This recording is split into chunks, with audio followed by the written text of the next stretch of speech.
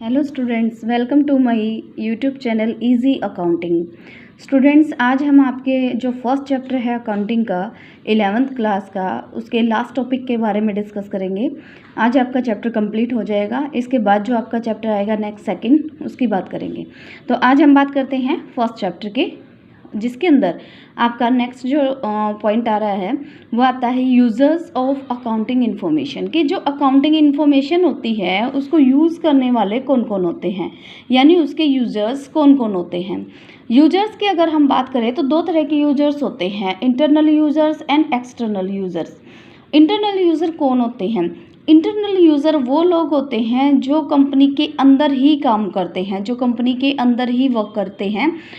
जैसे मैनेजर है, ओनर है, एम्प्लॉयज़ हैं, ये सभी क्या होते हैं जिनको अंदर ही काम करना होता है। इनकी इन्फॉर्मेशन चाहिए, जैसे मैनेजर को इन्फॉर्मेशन चाहिए होती है कि मुझे आगे क्या क्या प्लानिंग करनी है, कैसे मैं प्लानिंग करूँ, उसके लिए उसे अकाउंटिंग इन्फॉर्मेशन चाहिए। ओनर को पता होना चाहिए भी मैं मालिक हूँ, मेरा पैसा लगा हुआ है तो मुझे बदले में क्या मिल रहा है, मेरी कंपनी कैसे चल रही है, कैसे काम कर रही है।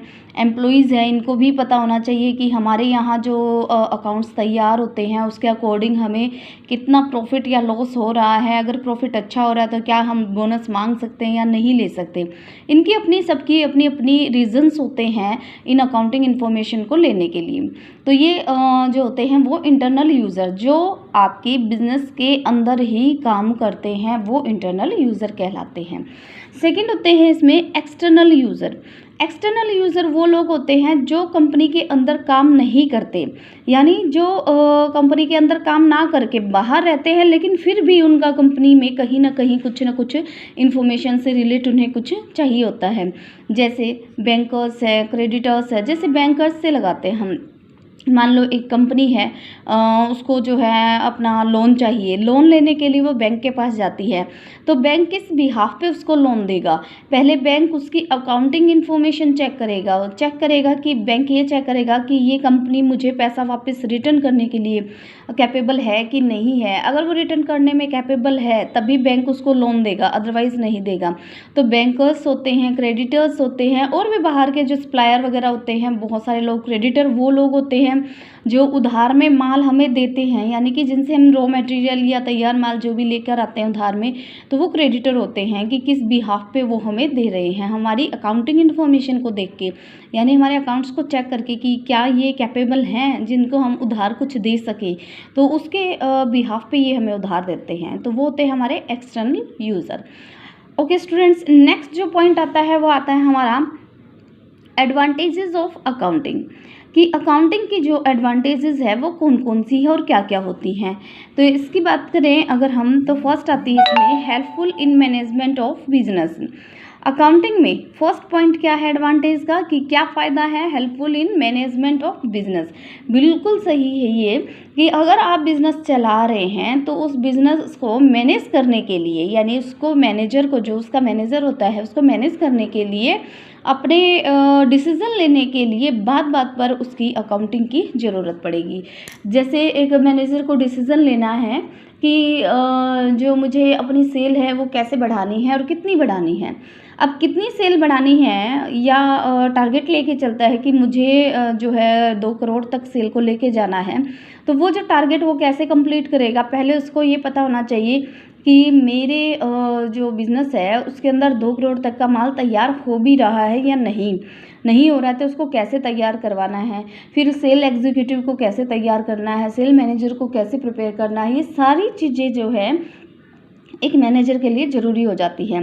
तो हर तरह का मैनेजर, चाहे वो सेल्स मैनेजर हो, चाहे वो आपका फाइनेंस मैनेजर हो, चाहे जो भी जनरल मैनेजर हो, हर एक मैनेजर को मैनेजमेंट करने के लिए अकाउंटिंग की ज़रूरत पड़ेगी ही पड़ेगी।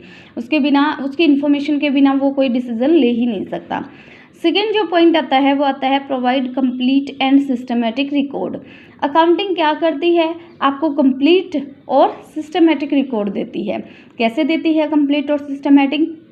जैसे मैंने बताया कि कि राम से इतने रुपए लेने हैं।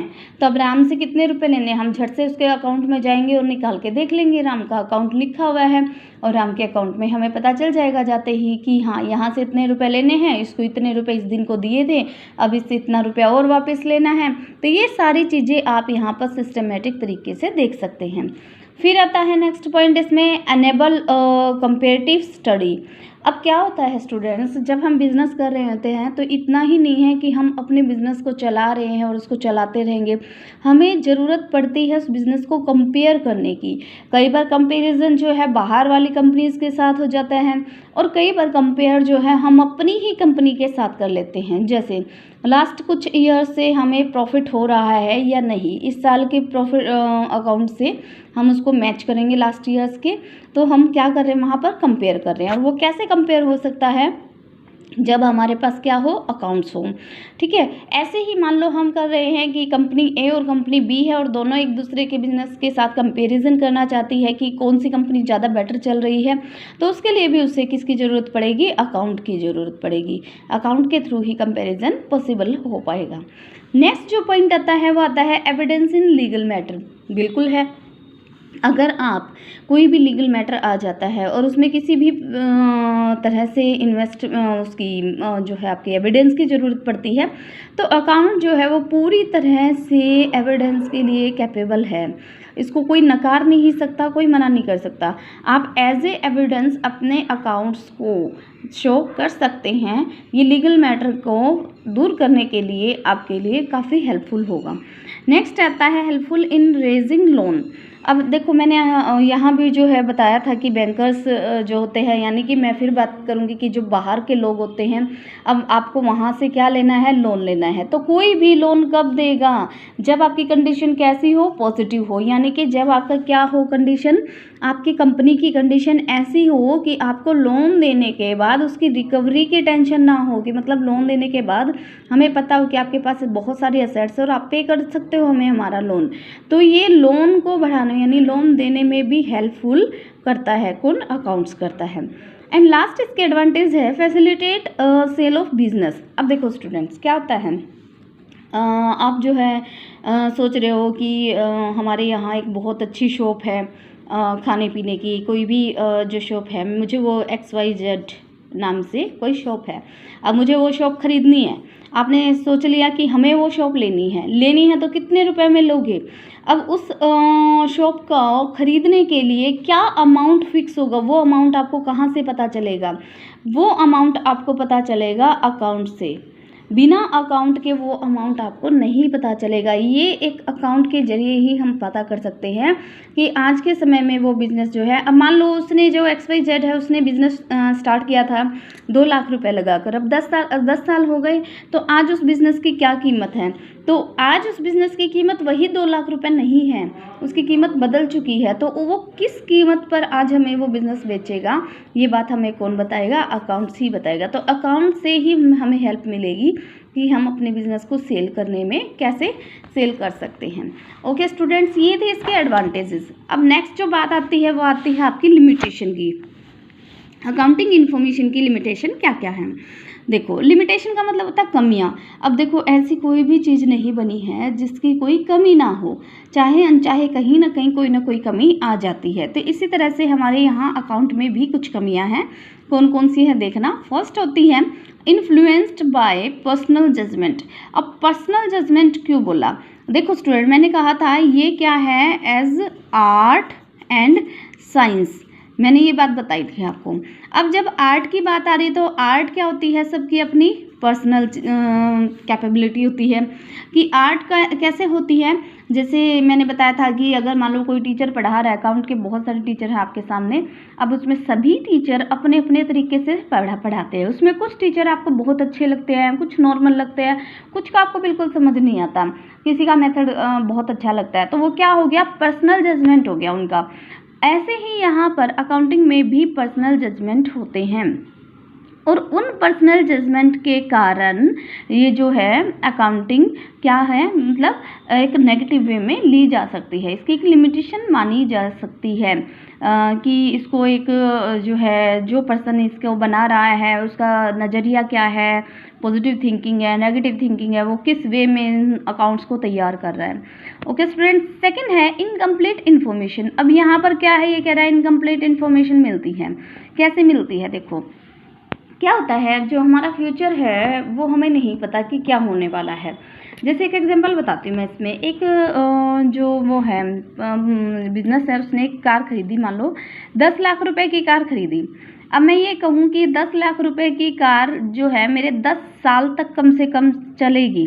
अगर मैंने 10 साल तक का नाम लिया है तो यानी हर साल मैं क्या करूँगी, 1-1 लाख रुपए का खर्चा शो कर सकती हूँ। अगर मैंने 10 लाख की कार खरीदी है और मैं सोच रही हूँ कि ये 10 साल तक मेरी चलेगी, ठीक है, ये मेरी सोच है कि 10 साल तक चलेगी। अगर 10 साल तक चलेगी तो हर साल मैं इसका खर्चा 1-1 लाख रुपए लिख सकती हूँ। बट अगर मेरी जगह कोई और पर्सन है, उसने सोचा कि ये कार तो सिर्फ 5 साल चलेगी। अगर 5 साल ये कार चलेगी तो वो हर साल कितना खर्चा लिखेगा, 2 लाख रुपए लिखेगा। अब आप देखो इससे क्या हो गया, एक्सपेंसेस बढ़ गए, 2 लाख रुपए हो गए। मैंने जब किया तो एक्सपेंसेस क्या हुए, कम हो गए। इसका जो प्रेशर है वो 10 सालों पे गया, लेकिन इसके एक्सपेंसेस 5 सालों पे गया और एक्सपेंसेस बढ़ गए। तो ये क्या हुआ, ऐसा कंडीशन होती है ये आपकी कि जो इन्फॉर्मेशन है वो जो हमें मिली है वो इनकम्प्लीट हो सकती है। हमें नहीं पता आगे फ्यूचर में क्या होने वाला है। नेक्स्ट आता है इसमें ओमिशन ऑफ क्वालिटेटिव इन्फॉर्मेशन।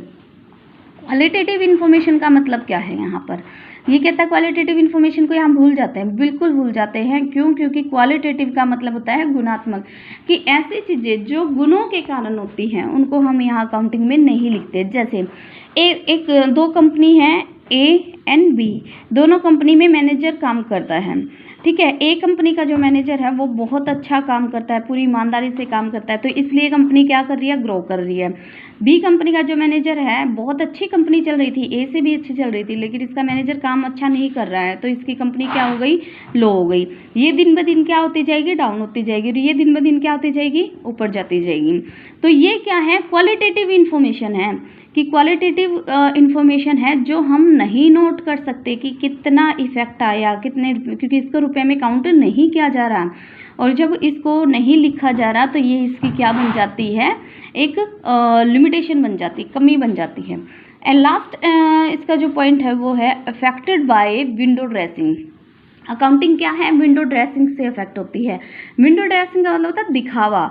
बहुत बार ऐसा होता है कि हमें किसी से लोन लेना है या किसी को अपने बिजनेस में शामिल करना है, तो उसे हम एक शो कर देते हैं कि हाँ आप इस बिजनेस में आ जाओ और आप हमारे अकाउंट्स देख लो, और उसके सामने एक फेक जो अकाउंट्स है वो शो कर सकते हैं। या हमारी जो मैंने अभी जैसे एक्सपेंसेस की बात बताई कि 1 लाख दिखा दिया, यानी और कम दिखा दिया, उसको और 20 साल तक शो कर दिया, तो मेरे एक्सपेंसेस कम हो गए, मेरी प्रॉफिट ज़्यादा हो जाएगा।